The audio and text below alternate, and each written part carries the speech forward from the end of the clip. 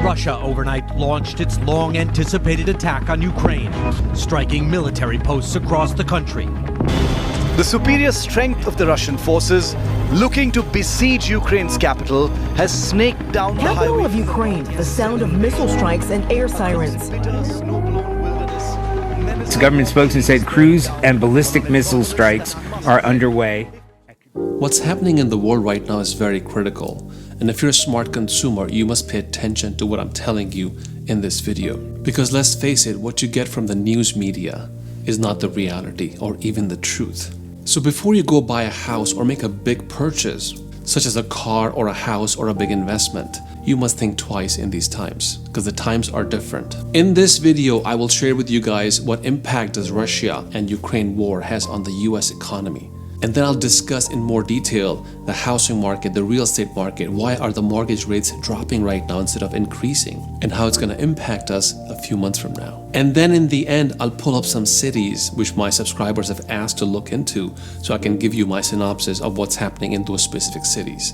And if you guys have any questions, you can also drop a comment and let me know so I can answer those questions. So if that's what you're here for, stick around to learn more.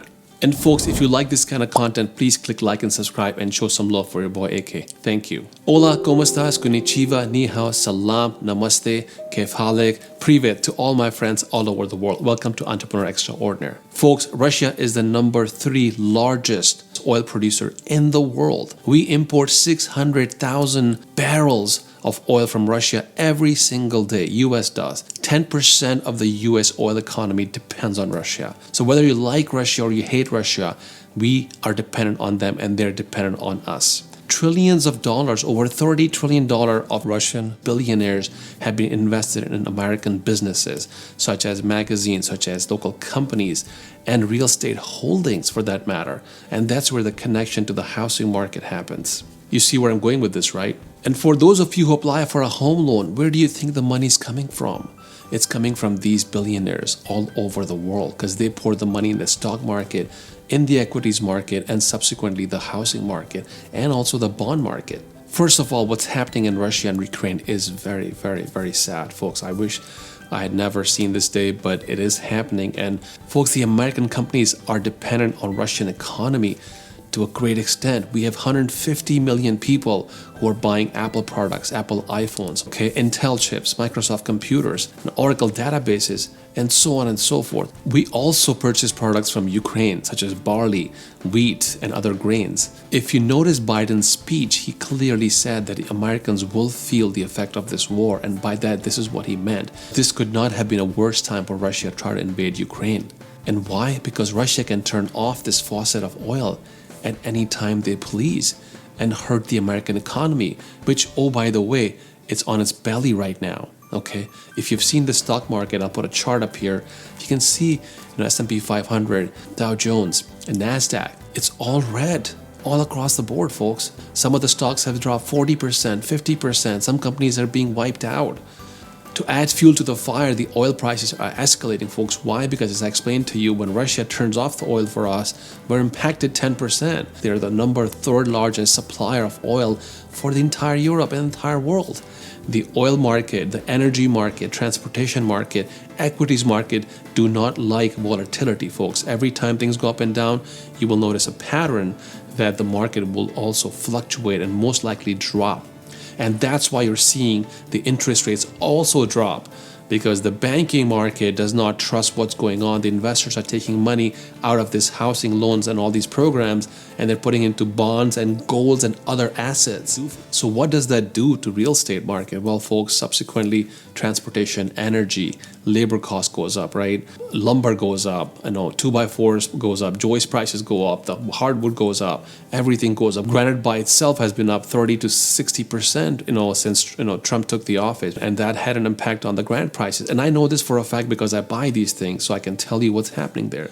And subsequently, it's affecting the entire economy, folks. The houses pretty soon will also become unaffordable. Think about this. The average median price is now over $400,000. That's unheard of, right? Houses are selling within 2 weeks, right? Inventory is decreasing 9% by each year, year by year. Builders can only build maximum 1.5 million houses, as shown by the permits that were submitted across U.S. Because builders are also scared to now build more houses because their cost is also going higher. So how are they supposed to give you a cheaper house? Now, to offset the cost, a lot of Americans are moving away from California to Ohio. Of course, when you go to Ohio, the prices seem to be much cheaper and affordable. But what they're doing is effectively driving up the prices of Ohio and Arizona and Nevada and on and on and on. It's a cycle, folks. That's why I've been saying to you guys that having lower interest rates is not a very good thing. So now Feds have balanced the employment market by bringing down the unemployment, but effectively has increased inflation by doing that. There's a cause and effect, right? So now they're trying to reverse that. And Feds have to be very careful because they're in a very precarious situation. Why? Because if they raise the rates too fast, boom, the economy goes down. Along with employment goes down. People will start laying off staff and employees. And that's what they don't want. But I can't wait to see the 14th March, when the FOMC, the Federal Reserve, meets again and tells us what's happening with this darn market. Now let's hear a clip from Jen Psaki, the press secretary of the House, and see what she's saying in this clip. We buy Russia's oil, and we don't need to. Will the president make an appeal tonight to Americans based on some sort of shared sacrifice that they will consume less in order to help the Ukrainian people and hurt Putin more? Well, here's what the president looks at, Bill. What steps we can take to maximize the impact on President Putin, on the cronies and the oligarchs, how we can squeeze the financial system there, just the plummeting of the ruble, the skyrocketing of inflation. So as you heard, she clearly has no idea what she's talking about. She's obviously never built a company or sold oil to a country or doesn't understand the economics of the world. How naive can you be that you're making such a comment, not realizing that your own economy in your house as in the US, is infested with inflation. Inflation is increasing here. And she didn't even answer the question that was asked. And this gentleman who's asking, should we consume less as Americans? Are you kidding me? Like, you don't want me to go to work? You don't want me to take my kids to daycare? Like, what do you want me to do? How much more sacrifice do we have to do in this country for these idiots to get their act straight? And I'm sorry, I'm very upset because I can see our government is not handling any of these matters as they should. So how inflated is the economy, folks? Let's look at the 2008 market compared to now 2022 market, folks. The situation seems very similar. 40% increase then, 40% increase now. So we're effectively in a bubble now, right? As you can see by the comment of this realtor, she's saying that even if I had a family member in this market, I would not sell them a house in this market. That's how bad the market is. And it's going to keep going higher. Also, nobody's putting homes in the market, even though people want to sell the houses. For example, if I were to sell a house and I cash out, if I get a check for $800,000, where am I going to go? I can't even find a townhome for $1 million. So let's have a quick look at the CEO of Redfin and see what he's saying about the housing market, because this guy has access to a lot of data. A new level, almost no one is putting a home on the market. A third of the properties that are selling are coming from builders. You have the home price increase coupled with this mortgage rate increase. Effectively, consumers are paying 30% more for a home. The bigger issue isn't just mortgage rates, but the overall economy. People aren't just using their salary to buy a place anymore. They're using the stock market, their equity and tech companies. There he said it, right? It's not just the interest rates, it's the overall economy that's putting pressure on the housing market, right? This is not the best time to buy a house, folks, but people are dying to buy a house. People have FOMO, fear of missing out, and people also have a lack of patience. People want something right now. I have the money ready. I have the stocks and bonds and crypto and investments ready. I want to just put the down payment and get the house. Because a lot of people don't really think about house in terms of an investment or an entity they're gonna hold for a long term. They're thinking about house as in terms of monthly payment. My paycheck is $6,000, my payment is $3,000. Okay, I'll buy the house. Boom. You cannot be more naive person, folks. You need to look at the whole picture. You need to look at the value of what you're buying. Is that even worth it? But if you want to do it, knock yourself out. I don't stop anybody.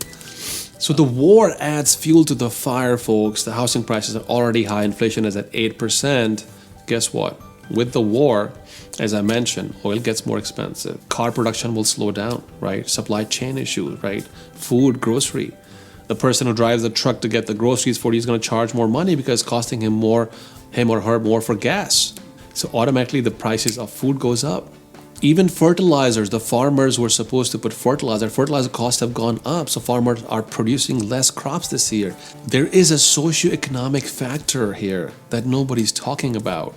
The people sitting in the White House, or people talking on Jen Psaki and these guys, they're not affected by this. So why would they feel the pain? They can just talk and tell you, oh, we got this strategy, we got that strategy, but they don't have a solution. They're clearly struggling, folks. So as I mentioned, just to recap, it makes the Fed's job very, very hard, folks. Why? Because Feds cannot afford to raise interest rates because there's volatility in stock market and oil prices and so on and so forth.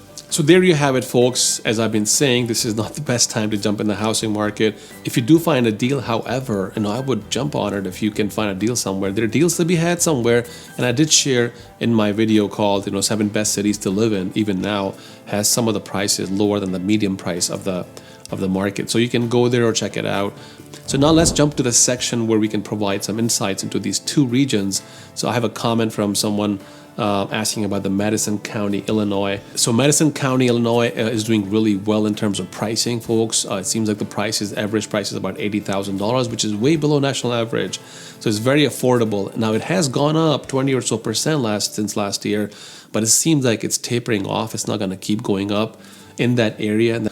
But it seems like if I were you and I want to buy in Madison County, Illinois, I would jump on it because the prices are so good. It is also not a very competitive market, so I think you can go wrong buying there right now in this moment. So now let's also look at McDonough, Georgia.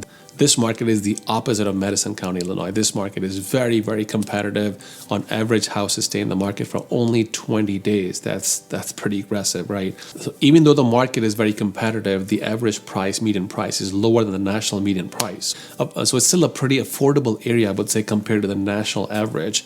Expect to get some bidding wars in this market. People will want to bid for the same property.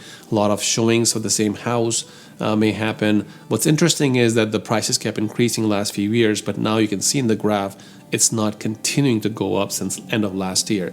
So chances are if the interest rates go up slightly, then this market may either soften up or maybe even cool down.